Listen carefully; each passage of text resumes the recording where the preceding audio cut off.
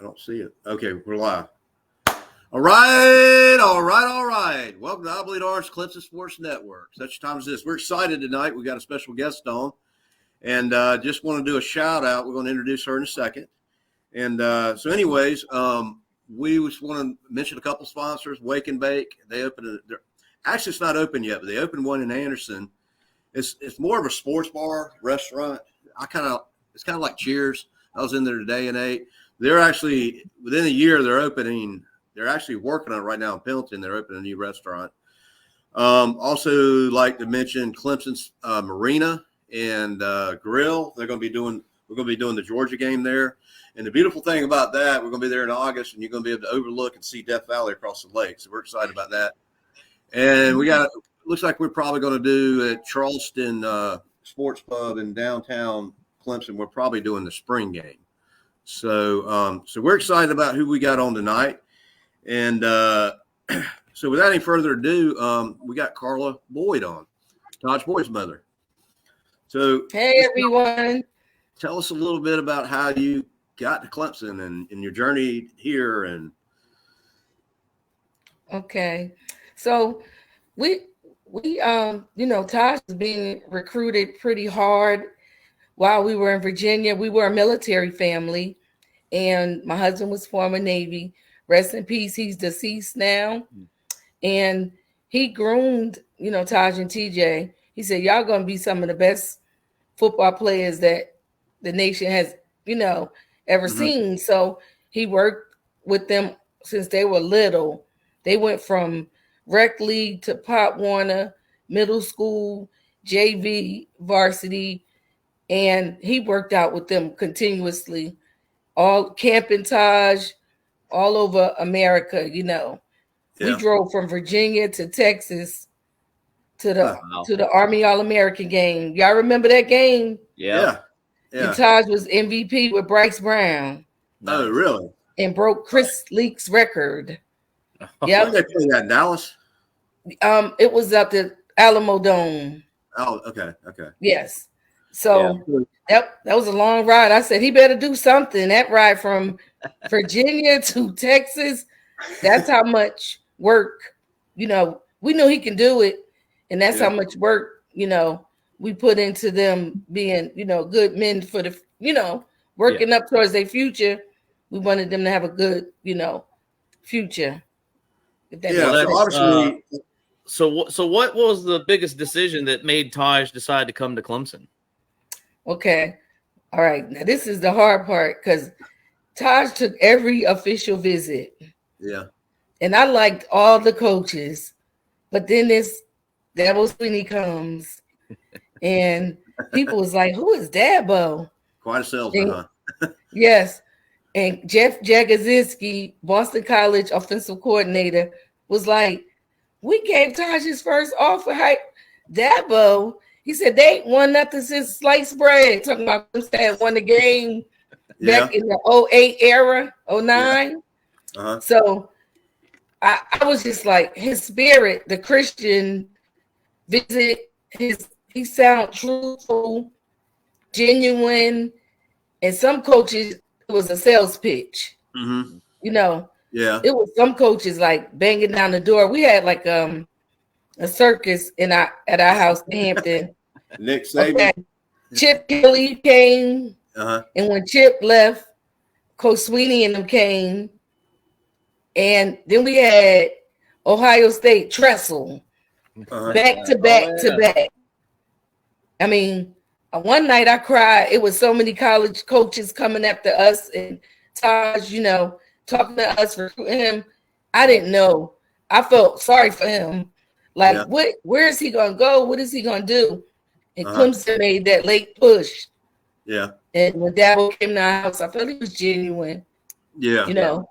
I felt, like he said, I'm going to make him a better man than he is a football player. Yeah. And now look at the scenario now. We've had a couple what I mean? They go together. They started out together. I mean, that will tell anybody. I know Mama Boy before I knew all y'all. I remember him and Danny Pearman and Billy Napier came to our door. Knock, knock, knock. And Taj's high school coach, Bill D, and Pierman were best friends. And he said, "You leave my quarterback alone. We trying to win the state title at Phoebus High School. This is a big distraction for the team, for the Boyd family." Coach D just wanted to win and thought Taj was distracted. He was like, "You don't need to go on all these college visits." And my husband differ. My husband begged to differ. Taj, you taking all your visits. Yeah. And Clemson was the only visit with coffee and brownies, not margaritas. Not margaritas and Hawaiian bread. I mean, it was a Christian visit. Yeah. And I felt safe. Yeah. Like when we visited, it was small town feel. Yeah. SEC feel, right here in the South. I hear a lot of people say that, when Dabo comes in, it just feels genuine. It's not some kind of sales pitch. It's just, it's like he's speaking from the heart. Yep. And that's why I said from the heart of Mama Boyd, because he was like, "I got nothing." He said, "Look, I don't even have a resume. I just started. I feel like you can help us, get this program off the ground." He said, "Just believe, have faith and believe." He said, I was watching the Army All-American game, and I saw you, being MVP, co-MVP with Bryce Brown. And he told, I said, what did you see in him? He said, "Greatness. He's a winner." And he said, "I told my coaches, y'all go out and legally recruit that family and get them to Clemson." So the first visit we were supposed to come, Taj had surgery. He had torn his ACL in high school. And instead of him getting it fixed, he played on it and got the surgery done after high school because they won the state championship. He played on a torn ACL in the Army All-American game. And Coach Sweeney said, "I ain't never seen nothing like that." Yeah. Well, like toughness. There was another quarterback just down the road a few years that did very similar to that in the SC game. Oh, wow. Yeah. They said they couldn't get no more. It was broke. I mean, the meniscus was torn and they couldn't get no worse. Oh, wow. Yep. Yeah. I will say this from here on, that Dabo and what he did with bringing in Taj and Sammy Watkins and Nuke Hopkins and all those guys. I mean, they literally did build the foundation to the program that we have now. And, I will never say otherwise. Yeah. Deshaun Watson took us to the promised land, but you know what? We wouldn't have Deshaun to build it. Yeah, we wouldn't have the Deshaun Watson, the Trevor Lawrence, the ETN if it wasn't for what Taj Boyd and those boys did in that 2010 era, so. Yes. And, I was fortunate enough to be at the LSU bowl game in Atlanta and witness the forever known as 4th and 16. Oh, gosh, I get a little anxiety thinking about it. I mean, when that play happened, I was sitting at the end zone and I saw when Nuke went down, I was like, "Oh, no." And then I see them, saying it was a catch. Yeah, I was just like, we were all just like, yep. Like 4th and 16, like you'll never see something like that again. Never, ever, ever. It was, I was trying to go to the restroom. I was shaking. Like, I was like, these Clemson fans were holding me up. I said, I had been here all day. I hadn't used the restroom. And they was like, "You got to watch this. You got to watch this." And I was a nervous wreck. I mean. Oh, wow. And when the way Ty spotted the ball, remember that part? So that Cat Zero could get it. Yeah. He centered it. Now, if that ain't football instincts. Oh, yeah. Ooh. And see, my seats were right there at that end zone, dead center. So you saw that. So I saw that kick come up and go through the goalpost, and I was just like, "Oh my gosh, that is one of the greatest games I've been witness to." It was so thrilling, and I just was like, wow. It was like a aura out there, like it was like unbelievable, like something magical. So yeah, that will forever be, my favorite, game. Yeah.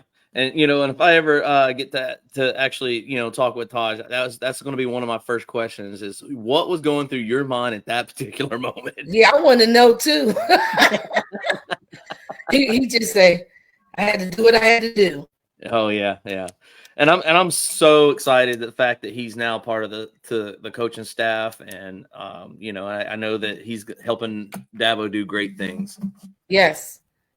And it's amazing because you got like coaches in Virginia Beach that know us because we got a pipeline to Virginia. Yeah. They're reaching out to me, sending me kids' name. A Pop Warner coach reached out to me and was like, Clemson, y'all tell them they're going to miss out. This kid is faster than Percy Harvin. So as a mom, I go through that too. They reach out and think I could just text Coach Sweeney and give him, some insights on Virginia. The one thing that we kind of have to battle against now is old Tony Elliott up there trying to sneak some of those guys away from us now. Yep. Which I will always love Tony Elliott and what he did for Clemson and everything, and I hope that he can turn Virginia into a good team, because I'm an ACC guy. Like I will pull for every ACC team unless they're playing Clemson. But I just think that Virginia has a potential to be one of the top schools up there and make some good games against Clemson. Yes, Virginia. They got a little thing when we went up there, and when we went to Virginia, and Taj shredded them, and they called it Taj as the homecoming. He coming back to VA. Yeah. And he tore them up, and Virginia Tech. Yeah. I mean, and then they was asking Frank Beamer how'd you let him get away? He didn't recruit Taj. Yeah. No, he didn't recruit him. Well, it kind of goes to the same situation with Travis Etienne when he was right in LSU's backyard. Yes. And they didn't even recruit them, but they wish they did now. Yep. And it's too late. So UVA and Virginia. And I knew Taj wanted to get away, And my husband kept saying Clemson got an SEC feel into it. A SEC feel. And them coaches that was recruiting from different colleges was like, what? Clemson with a Z. Clemson. I mean, they tried. Some like to put a P in there sometimes too. Oh God, Clemson. Yeah, Coach Sweeney was like, just believe. I feel like, to this day, I still remember in our dining room. I feel like you can help me turn this program around, because what I tell people, when you build the penthouse, you start from the foundation, and you build on the foundation. You can't get to a national championship without a foundation. Yeah. So it's And Dabo was absolutely correct. I mean, the Taj Boyd helped him build the program. Yes, and it's amazing. And then I gotta, there's people with various opinions, but any home is built with a foundation. Yep. You don't start from the top, start from the bottom. Yep, exactly. And actually, I have a home inspection business. So, one of the things that I look at first is the foundation. And if you have a crack in the foundation, that's not good for their house. So that's why I love the recruiting that Dabo does, is that the type of guys that he brings in to the program, everybody wants him to go to the portal and this and that, but I like that he goes out and gets these genuine guys that he's like, you have the same opinion and culture that I have. And that's what I like, so I love the way he recruits. Me too. He's like, he'll tell you the truth. He said, I'm going to go out and I'm going to make these young men a better person in life. Like when Taj, start communicating with Clemson. Little do y'all know, Clemson Nation, Taj graduated from high school early. He came to Maymester. He had his surgery. We had him in summer school. We had him ready to come early. Yeah. And right when he had his, ACL surgery, Dabo was like on standby. Call me when the surgery's done. Call me when he comes out of anesthesia. He was so concerned. So when Taj went and had that surgery, this is another blooper. They numbed his wrong leg. It was a it was a West Virginia grad anesthesiologist, and remember, Taj had a history with them. Oh wow, yeah. Yeah, we went to West Virginia 4 times. He was like a silent commit. Yeah. And yeah, that's and Coach Sweeney said, wait a minute, the West Virginia anesthesiologist numbed the wrong leg, like they marked it and turned him on it. So that means he couldn't have the surgery because both of his legs would have been numb. Oh wow. He wouldn't be able to walk. So Tim had to carry him, and they had to let it wear off, and he had to go to surgery the next day. And all the Clemson people was on edge, you know. Oh man, I'm so glad that they didn't keep on operating. Oh my gosh, yeah, right.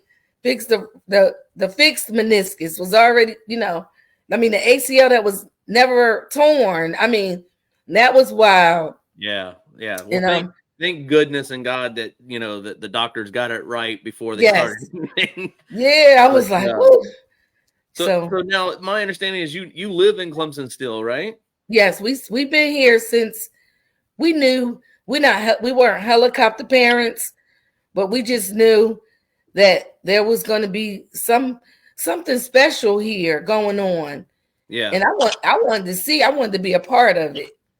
Oh yeah. You know, well, you know, and I say this almost in every podcast, but you know, the saying is, there's something about those hills. Yes, we ain't left yet. I haven't left, and I lost my husband, and I'm still here because of the love of the community and the support from my Clemson family. You know, it's been so real that I'm still here. I could have went back to Virginia from my hometown, New Jersey, but I'm still here in Clemson.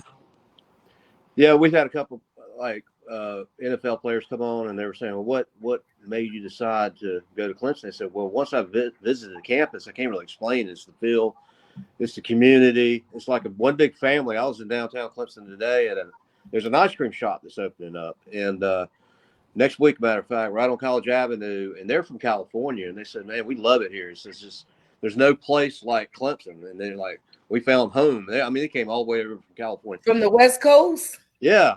And I'm trying to think of the name of it. It opens up on the 15th, and it's right near Jimmy John's, right there on College Avenue. Mm-hmm. And yeah, they make it fresh there. And no, I've had people that have never been to a Clemson game and ask me what it's like, and I'm like, look, can't really explain it. You just got to experience it. Yeah, true. Experience.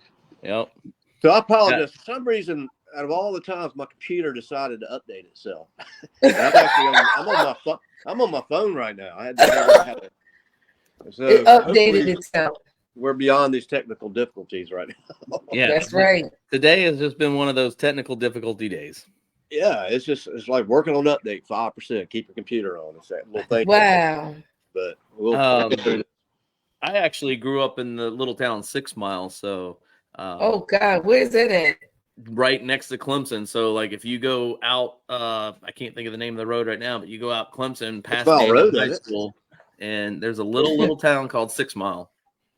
So, like, if you're going like main road before you turn in College Avenue, I don't know if you've been lately. There's like a Verizon store right there, and you can either turn on to College Avenue or you go the other way. That goes to 6 Mile, and it's it's about 6 miles, isn't it?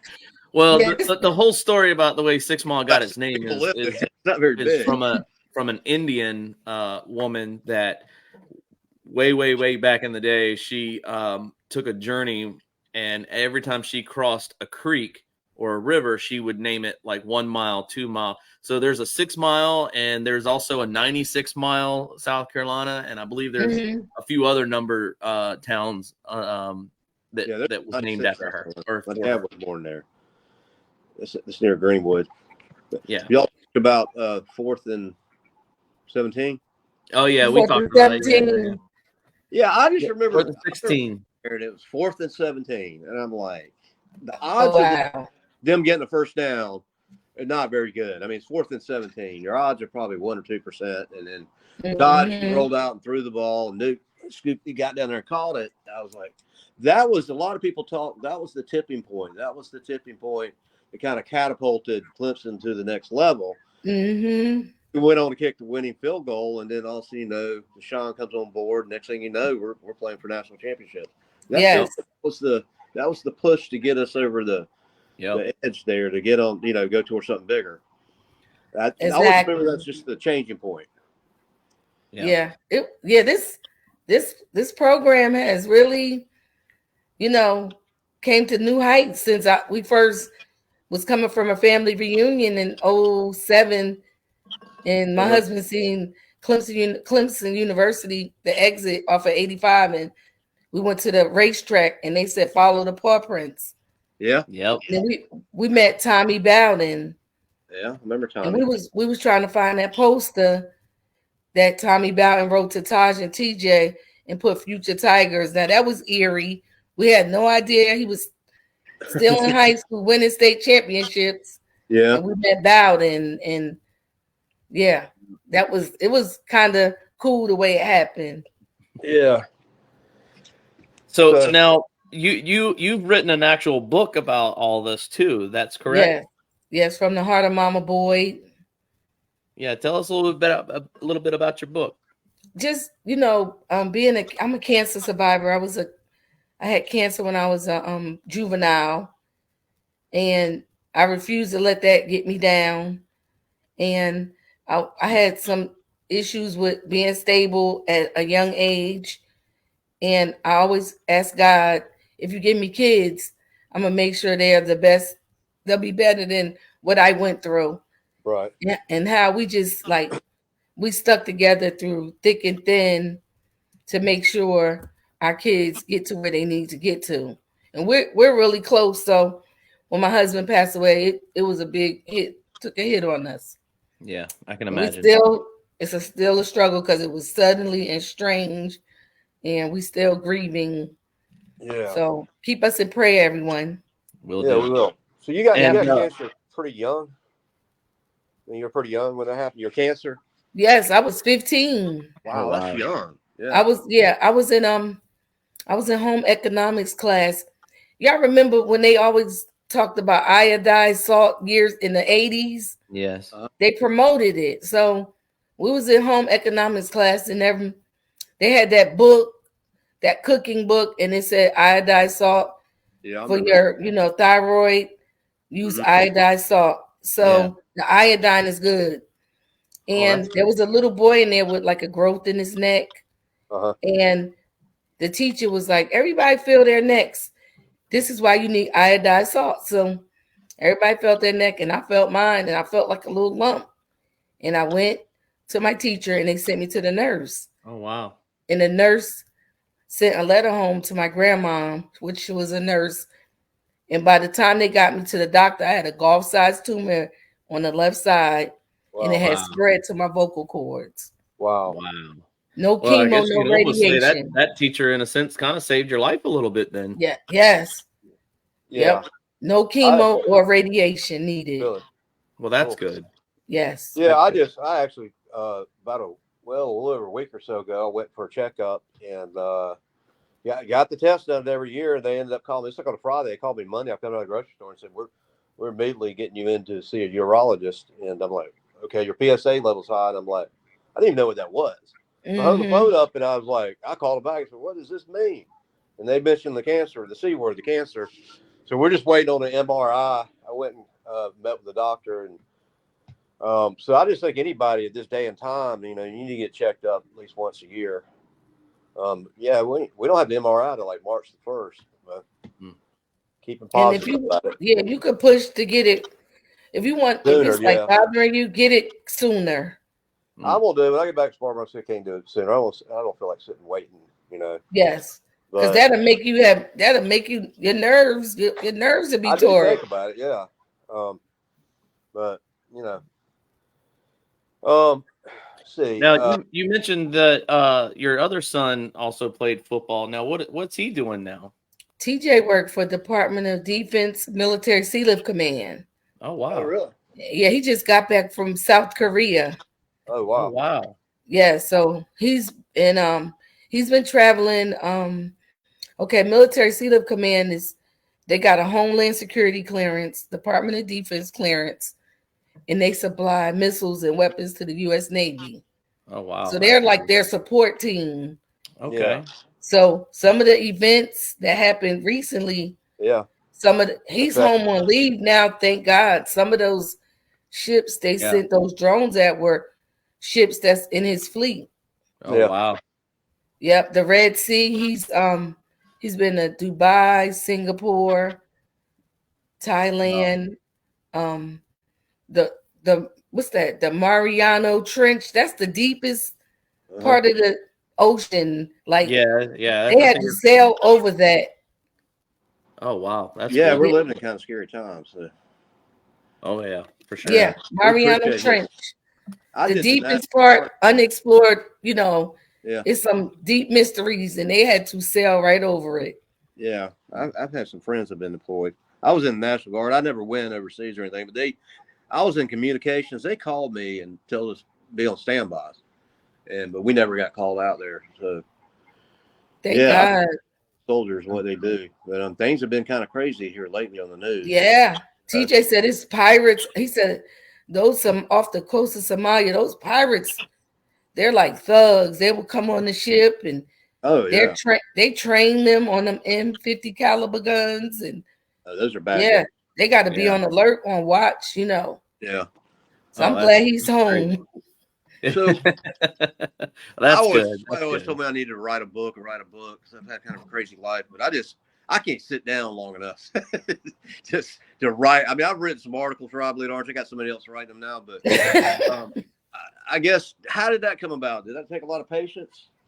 Okay, writing a book. You got to go somewhere in nature. Let me tell you the key. I go sit by waterfalls, and I went and sat Cleveland Park by the zoo. When you start hearing animal sounds and lions roaring, it's like therapy.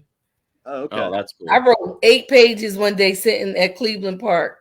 Oh, wow. But 8 pages is not 8 pages in a book. They got to edit it, break it down. Yeah, it takes forever. So it's like therapy, letting it out. Yeah. Now, what inspired you to write the book in the first place? Just to encourage people to never give up.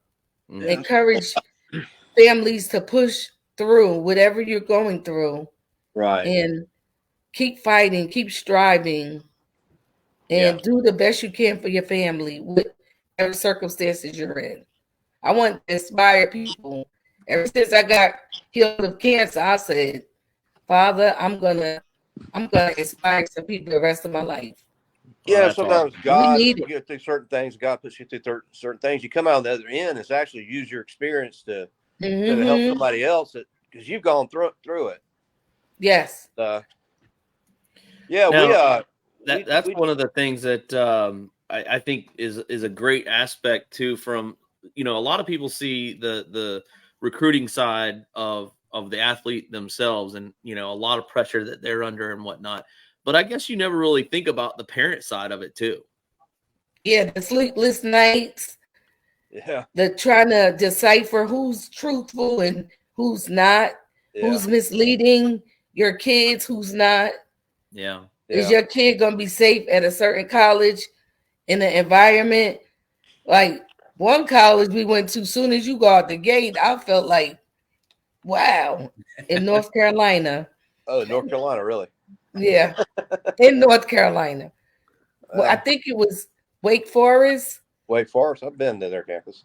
Yeah, as soon as you come out the gate, it's a smaller college. Yeah, it's a pretty. But when you come out the gate, you gotta be careful. Yeah, yeah. My grandfather actually lived in Winston-Salem, and I've been to one Wake Forest game that Clemson played, and that was that game that I think we won like 60 something to little. Yeah, those are the good games. Yeah, but yeah. So I was just sitting here thinking about that. No one really thinks about the parent side of it. Obviously, you want the best for your child, and that's your job. Is where's the safe place? They're thinking of what's this college going to do for me, and you're over there thinking, well, is this place safe? Yes, because now you really got to think about that. We're in different times from when Taj and those guys were recruited. Yeah. You talking about 14 years ago now. Yeah, And it's different. It's very different. You gotta make sure it's surround themselves with the right people. Yeah. You know? and that's the thing. I think a lot of coaches, that are kind of in a sense taking on that Dabo Sweeney type recruiting, where they're trying to make it sound more family like, and and like you said, I've got to weed through the who's giving me the sales pitch and who's giving me the truth. And and I bet that's got to be one of the toughest things to handle. It is, because one of the high school coach, he didn't trust Tressel. Taj high school coach, he said, I don't trust that guy. And Terrell Pryor called my husband and said, I'll move the receiver if Taj come to Ohio State. And my husband said, I see right through that, BS. And I'm being real, like it was so much. It was so much. Yeah. It was like traveling to all these visits. We went to West Virginia 4 times. Wow. Yeah, because it was like pretty. The sales pitch, Taj, old high school, one of his coaches, when he put JV with Percy Hartman, Chris Beatty was there. Oh, wow. And Chris Beatty was a good high school coach. I mean, and then you got to weed through all of that. Who gonna stay? Like he silently committed to Tennessee, and then Philip Fulmer got fired 3 days later. So Taj decommitted. Oh, wow. And we love Philip Fulmer. He was like a Dabo. He was like a family, genuine man. The Tennessee vibe was really nice. Oh, yeah, for sure. Yep. The area the college was in. I mean, sitting eating lunch with Philip Fulmer and Chip Kelly. Knoxville's a nice city. That's Yes. a big campus up there. Yep, it is. 32, actually. Yep. My favorite coaches was Chip Kelly and Philip Fulmer. And Bill, I love Bill Stewart. He passed away. Yeah. It was some coaches we met. Like Jim Grove was nice. And then Kansas State. What's the Kansas State coach? The older guy. Kansas State. I can't think of the name now. Bill Snyder. Is it? Oh, yeah. Yeah. One night the phone rang at 10 o'clock. Uh-huh. And it says Kansas State. And I answered it. He was like, Carla Boyd. He's the old guy. So he was like, your son took all his visits. I see he got one more. It's 10:15 and 10:20 at night. He wanted Taj to come to Kansas State. Oh, He said, I need him to take that last visit to come and see us. Yeah. And I thought, this is more overwhelming than I thought, 10 something at night. So you might be able to answer this question, but what was the thing that he was looking for the most in the school? Like what, was he wanting to stay close to home? Like what was it that was like his number one key recruitment thing? The coaching staff, like the area, the coaching staff, because obviously you got to get along and like your coaches. True. Yeah. And your teammates. Yeah. And Coach Sweeney was recruiting certain type of kids that was like him, like-minded kids, young men. When he decided Clemson, I mean, is that when you packed your bags and moved down here, or you took a while, or? We had already knew wherever he was going, we was going, we was able financially to get up and move. Okay. And because we were going to move to Oregon. Look, I mean, you need a lot of rain gear out there. Because Taj went and took the Oregon visit and got stranded in the snow. And I ain't sleep for 2 days. Yeah, Oregon's a long He got stranded on a visit, Really? and he was at the airport at 17 years old, never got stranded. And I called Chip Kelly and said, please call the NCAA, because back then everything was a violation. I said, could somebody go get my son? Go get my son. He's by himself at an airport for almost 24 hours. Wow. He got snowed in Oregon. Oh wow, that's crazy. Yeah, and and then he had to catch a limousine ride from Maryland to Virginia when it finally flew him in. And he said the limo was swerving. I said, Oh wow. we ain't sleep till he got to that door. So that was like right there. I was like, Oregon, he's so far away. Tim said, well, we'll just move there. I mean, we loved West Virginia, only when it wasn't snowing. Because when we went up there and got a little snow, the hills were something terrible to drive through in the mountains. Yeah, I've been through there. But, but Clemson was right. My husband was from Georgia. I'm from Jersey. Like family was right all around us. So yeah, it was like, we're not going to bother him. We just going to move there to get the experience. Because like with Coach Sweeney, we knew something special. And then Sammy and Nuke and Catman and Meats and the Dandy Dozen. And I had a good rapport with the parents, Yeah. Sammy, that's a great place. That's the one good thing that I hear too, is that a lot of the player parents end up becoming lifelong friends. And we still friends. We're gonna do some kind of event this year, like a 10-year anniversary dinner for all the parents. Dabo's first recruits. So I would love to get them all on your show. Sammy Watkins' mom lives around here. They in Florida, but she wants to move back to the upstate. Oh, okay. Yep. So, I would love for her to come on here, Shaq's mom. I mean, it's a lot of us that still keep in touch. Oh yeah, it's like one big. That's great. That's another play that I will always remember, is the pass from Taj to Sammy, and Sammy trucked that. Oh, Georgia. My God, I was like, when he lowered his shoulder and ran him over. Yeah, ran him over and went straight to the end zone. I was like, I was like, we've got a team right here. Yeah. I mean, some of them passes he threw and the way they caught him and just ran. Yeah. Like unbelievable, Yeah. Well, I'm hoping that Taj will be the quarterback coach soon. Well, we'll see. We'll see. It should be. I mean, the athletes love him. Oh yeah. I mean, he's experienced so much that they can believe in him, because the society right now, if you haven't been through anything, they won't believe in you. You have to have some type of, like, I work with juvenile girl at risk. And I've been through so much. They've read my book, or they've watched me do things for the community, and it's like an inspiration. Yeah. So awesome. They'll listen to you. They'll like look up to Taj because of his experiences, and he can help navigate them through things, And that's what it's all about. Using, you've been blessed, you've had success, and using that to give back and help other people. That's awesome. Yeah, and anytime you see Taj like on TV or talking or doing an interview, he just seems so personable. Like, you can tell he's not, reading from some script. He's like really talking from the heart. Real. Yep, that's him.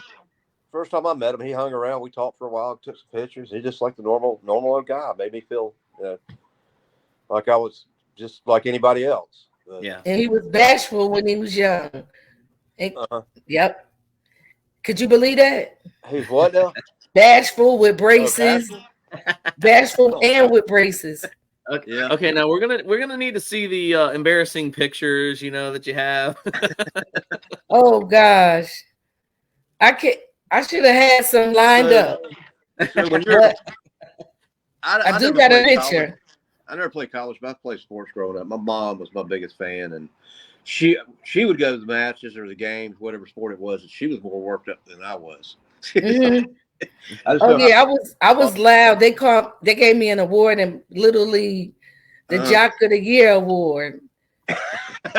Yeah, my mom's the loudest person on the team, and she didn't even play. We had air horns, cowbells, and I used to bring my boombox. I was all in. I love it. Signs. Did he play other sports? Did he play like baseball or basketball, or is it just football? He played basketball, baseball. Got a black eye in baseball when he was little. Wow. He was a long distance. He ran track. Ran track. Okay. TJ was a sprinter, and Taj ran like the 400 and the 4x4. And TJ was like, well, TJ and them team made it to the Junior Olympics. AAU. Oh, yeah. So we kept them busy, and it created a lot of, relationships. Like some of the boys there recruiting in Virginia, Taj played football with some of them guys and their coaches for high school too. So being with them doing sports year round, because they were good kids, good grades, it created a lot of space for them to be able to know how to communicate and navigate through life by meeting other people. Oh yeah, yeah. I don't know if you can see the question there, but Ross Kaiser, if I said that right, what was his favorite meal growing up? You remember? He liked chicken nuggets, and when he was little, you see his cat just run by.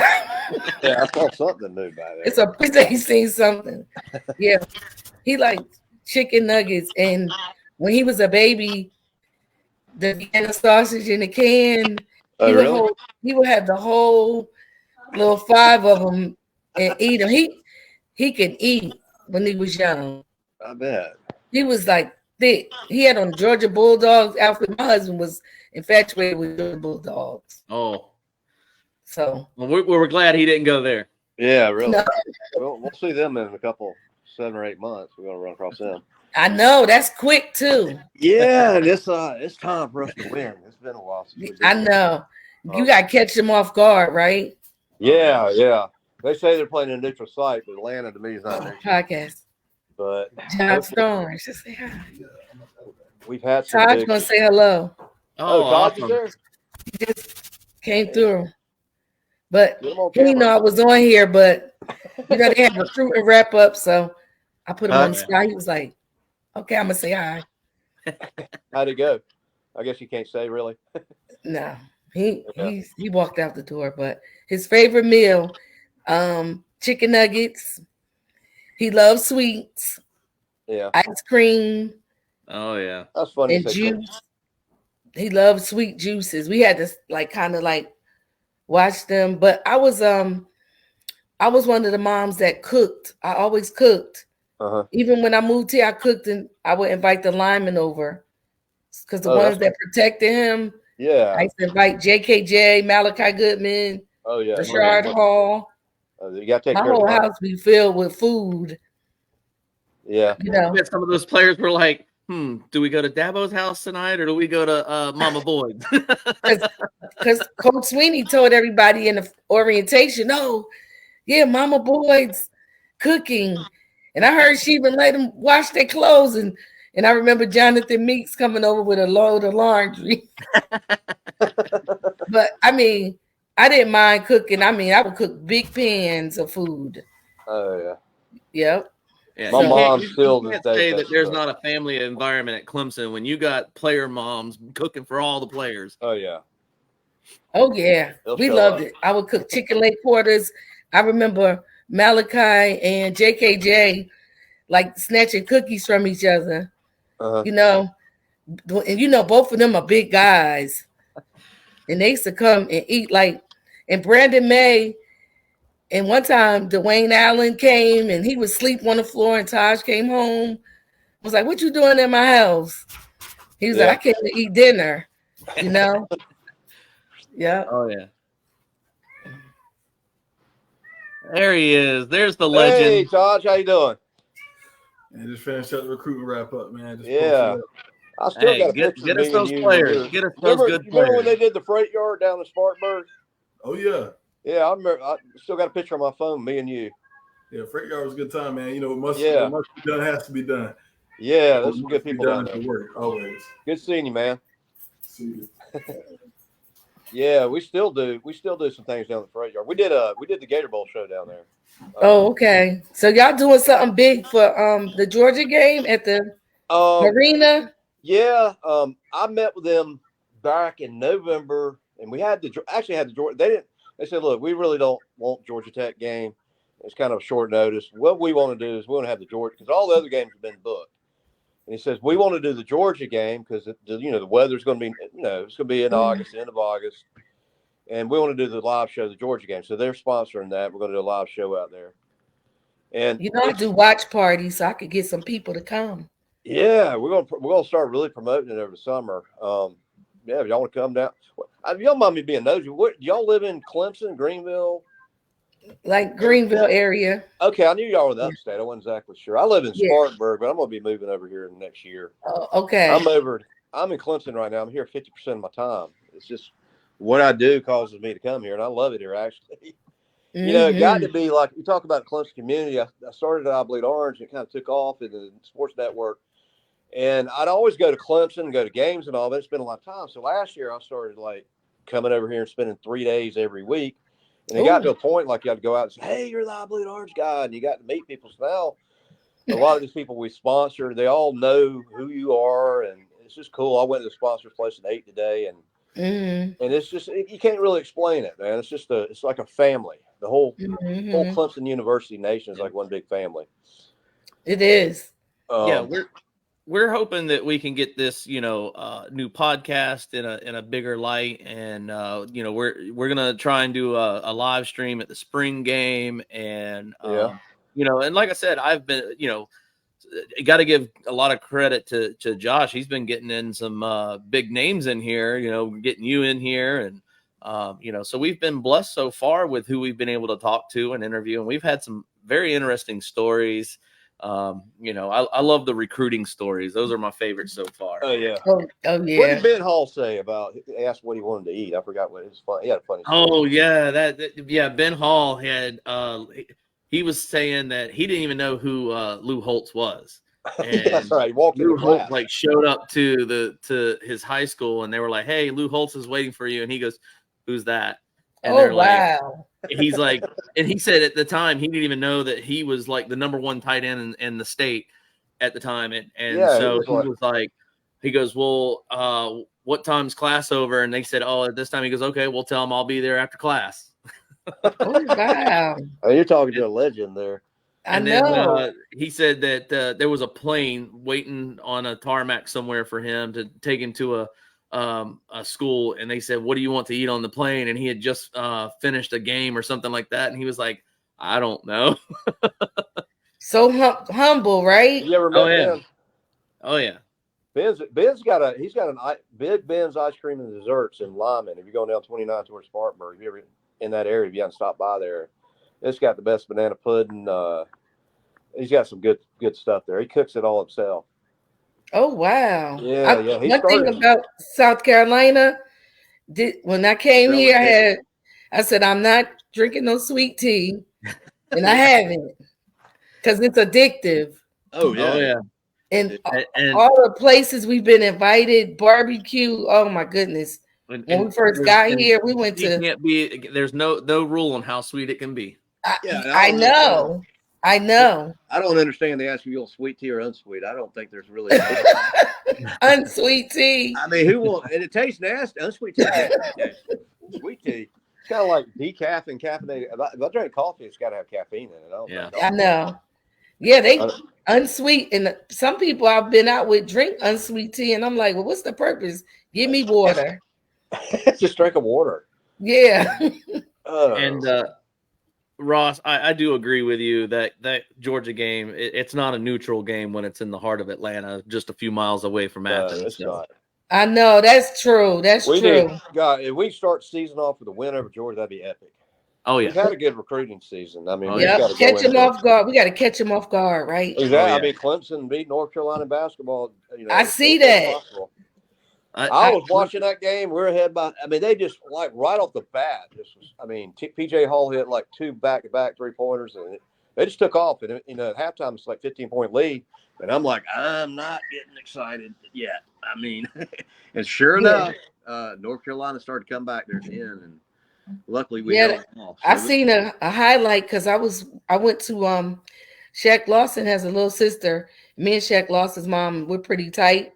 Okay. And she's a senior at Powdersville. She had a basketball game. So I missed the Clemson game, but I seen the highlight where I forgot somebody went up, missed it, and PJ Hall jumped up and pushed it in. Oh yeah, Nice. he's Spartanburg. I'm from Spartanburg. A lot of people. I know a lot of people that know him.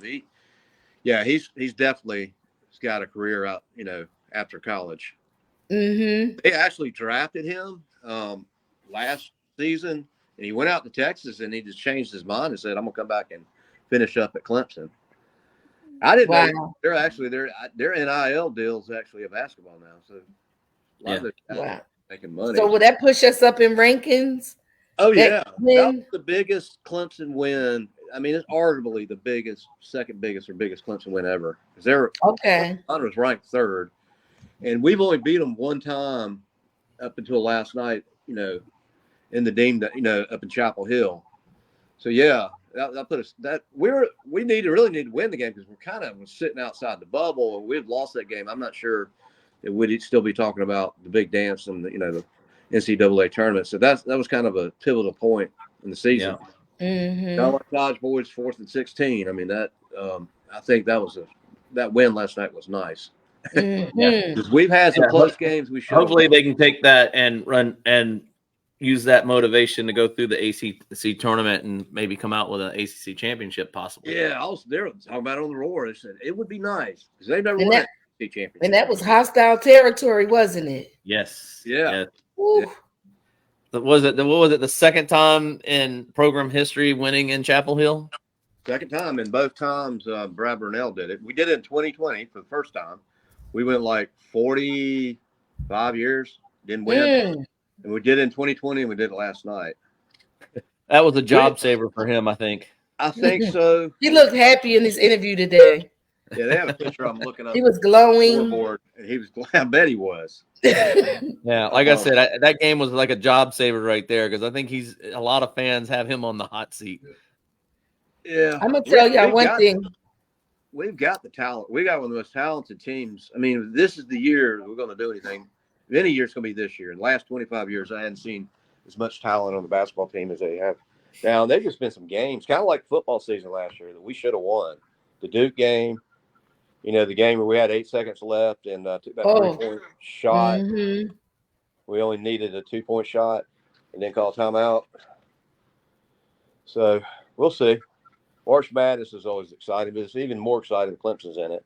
Because honestly, so we already got a bid in it, or it's got to play out. We got I think 9 games. Oh, most of them are ACC. Okay. If we can win 7 or 6 out of those 9, I think we're good. Okay. So they're mostly ACC teams. I mean, we started the season off epic. It was like 12-0. We beat Alabama, who's good. We beat South Carolina. Men's basketball team's really good.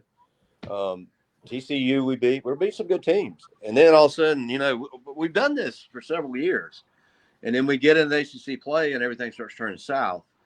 But I said at the beginning of the season, I said something just seems different about this basketball team. And the talent, the talent's there. They just got to believe. I think it's more of a mindset than talent.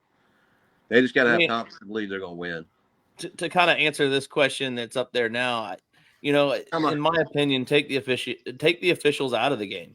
If you play your game and you play to the potential that you have, and then the refs shouldn't have any say or controversy, if you will, on the game. Refs are always going to make bad calls. They're going to make great calls. I mean, there's a lot of referees in these football games that we're just like, how did you not, see that call or this call? As fans, we see it, but take the refs out of the game. Simple as that. Yep. You got to put them away early, right? Yeah. That's what I'm saying. I mean, if you get past those penalties and not allow the other team to score or you score more, I mean, you take the referees out of it. And I think that was the part of the problem with the Duke game is everybody wanted to bash the referees. But if I'm not mistaken, there were like several turnovers in the last couple of minutes that the referees didn't have anything to do with that. I mean, it was so bad that I heard ESPN talking about it. That's all they talked about on the Roar the next day. But then again, we had like 3 turnovers at the end. I mean, right. Mm-hmm. So, but now, are you working on any new books, Miss Boyd? I I got something in mind, Yeah. because being, Something percolating. yeah, something. Yes, Well, we'll see. I So tell where you can what, when you get it Amazon? finished, we'll have you back on and let you tell us all about it and promote it and all that good stuff. Well, I want to, get all the moms and everybody share their experiences, and that's why I talked to Josh about that. Yeah, Nice. get y'all together. Sammy's mom is like, yeah, let's do it. I said, well, we got the connection, Yeah. Let's do it. I'll promote it for you. yeah, we got to get some moms that's gonna, be all in, and Oh, they're gonna be all in the whole, percentage, 100%. We need them. and that'll help a lot of these, young kids and their parents Yeah. today in the way the recruiting's done now, Yes, and give them some of our experiences, to help them. So if I can get the moms to be all in, it could be something big. Yeah, I agree. I like this idea a lot. Yep. So y'all the first to know. Josh, I talked to good. Josh the I other can't wait day. to actually get to kind of read that a little bit. and we can put it on our website or whatever. We can sell it for you. Oh, look at that. Somebody said like a recruiting class story book, perhaps include family stories. Thank you. That's a good idea. Yeah, that's from the fan Ross Kaiser. I'm hoping I'm saying his last name right. That's a real good idea. Josh, write that in your notes. I will. I screenshot it right there.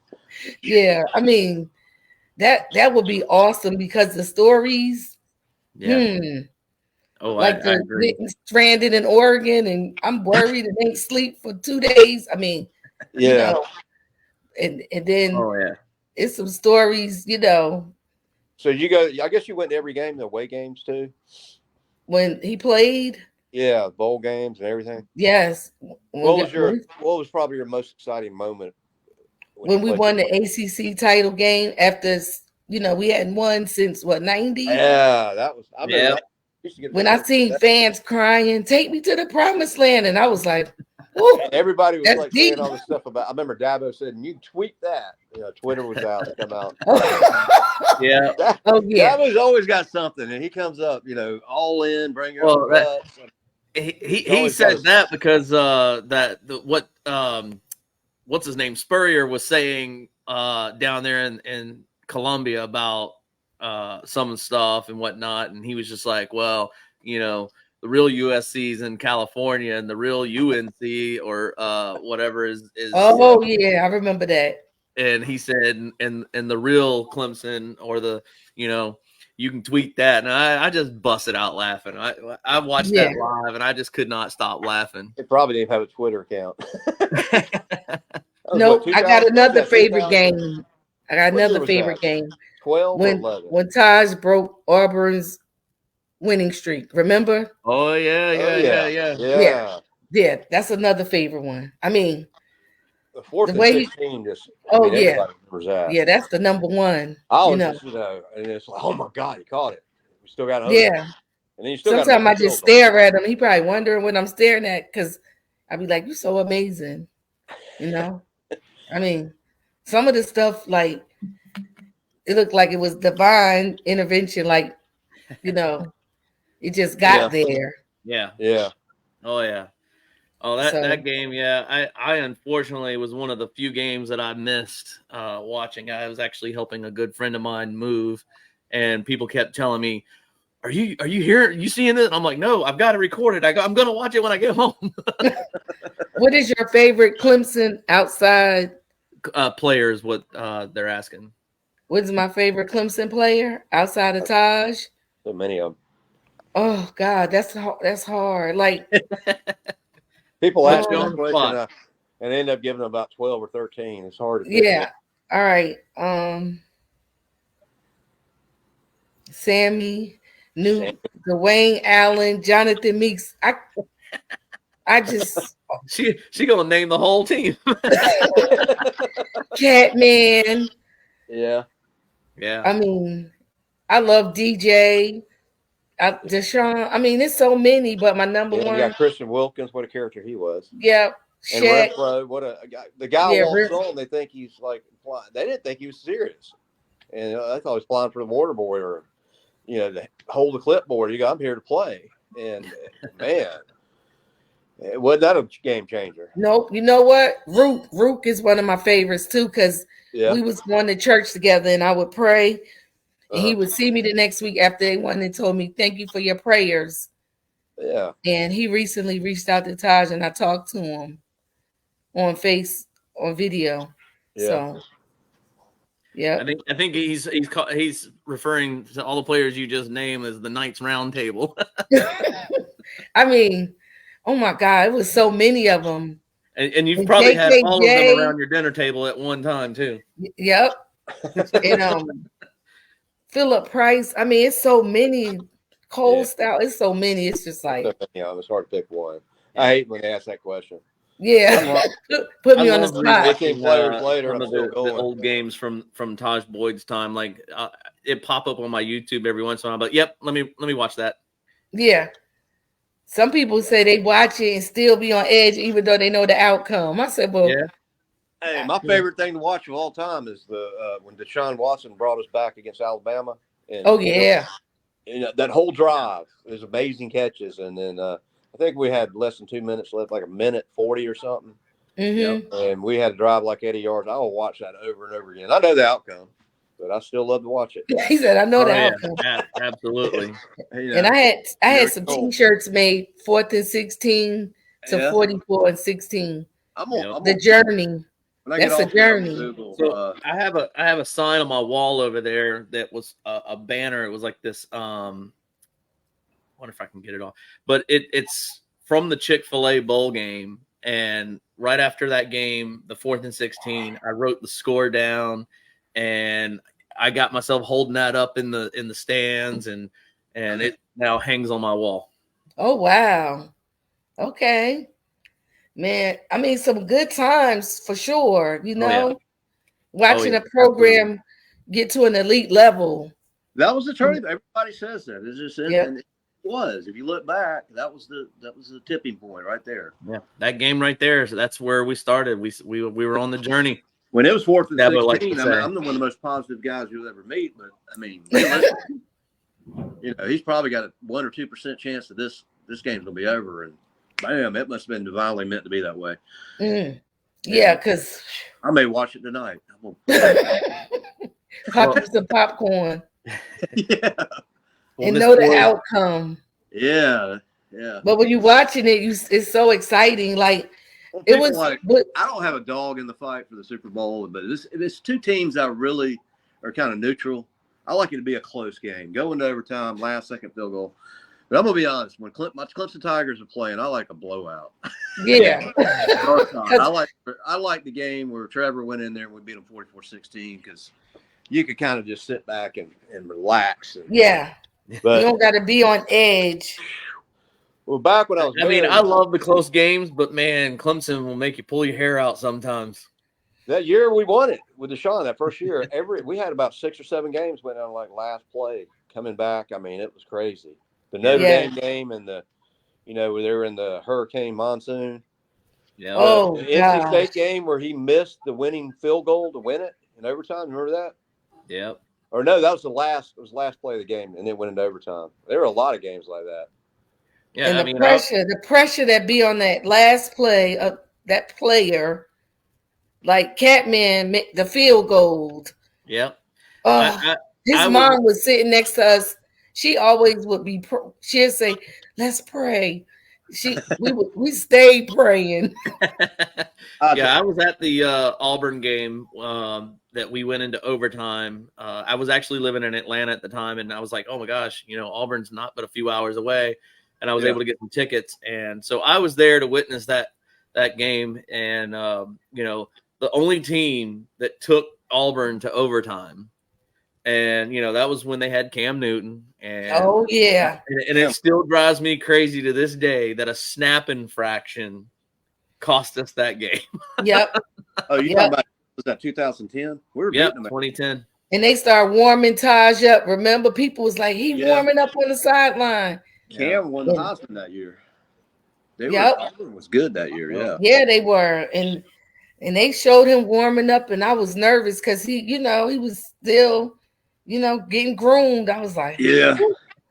Yeah. That was, yeah. And that year, the Meineke Car Care Bowl, when you seen the tears, he was on the sideline saying this is unacceptable, and he worked his butt off. Yeah. The off season, and they regrouped and did their thing. I love it. Yeah, of course we need, because it's the all from the leader. It's right from there, leadership too. Yeah. That is just the inspiration that players can just dig down in and just pull out. And that's why I'm so excited that he's on, the staff, and that he can, help mold these young men. Yeah. Have you noticed Dabo's got a lot of people on staff that used to be players? Yeah. Because they believe in him, I mean, like when I had, cancer at a young age, I would talk to cancer survivors. Because they could relate to me. I could relate to them. Yeah. So when you played the game, they can relate to him. He can relate to them.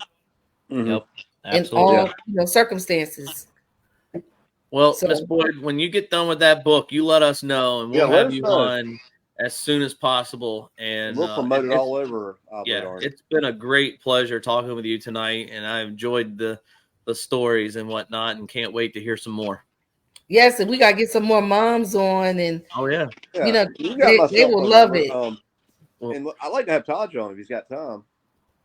Yeah, just check with him. Okay.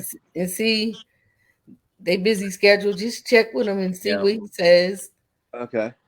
And thank you again for coming on. Fun. Thank y'all for having me on. It's been a great pleasure. Don't want to take any more of your time, because hopefully Taj isn't just sitting over there waiting for dinner. No, he's a cook now. He's a table. Yep. And listen, go Tigers, Clemson Nation. Right. Y'all be safe. Go Tigers. That's right. Everybody, stick together. Yeah, and we'll be in touch. Y'all stay safe. And feel free, if you want to share it, on our page, you're welcome to anything that you're doing to promote anything in the Clemson community. Okay. Yeah. I know you just put that book. If you want to put the book back on, you still selling the book? Yeah, it's on Amazon. Okay. Yep. And you want to post that link on because I think it's something good for, if you want to post it on our page, you can. Okay. And one more thing. Me and Taj just got honored for Black History Month for the Taj Boyd Foundation. Awesome. Doing acts of kindness in the community for our youth. So that's cool. I love it. Yep. So great. Thank y'all for having me. Thank you. Go Tigers. Sorry about the technical difficulties here, but it's okay. Go Tigers. Go Tigers. Go Tigers. See y'all later. See y'all later. All right. Bye-bye. Bye-bye.